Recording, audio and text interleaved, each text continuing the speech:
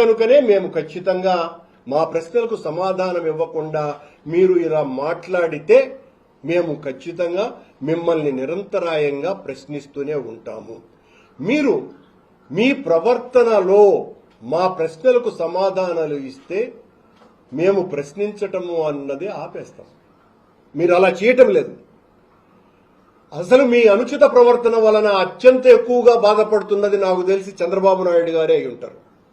ఏమిరా ఇతన్ని పెట్టుకున్నాము, ఇతను వచ్చినప్పటి నుంచి కూడా ఇంత దారుణమైనటువంటి పరిస్థితులు వస్తున్నాయి అని. అందుకే మీకు దాదాపుగా మీ పవర్స్ అన్ని కూడా కట్ చేశారు అన్నటువంటిది కూడా వింటున్నాం.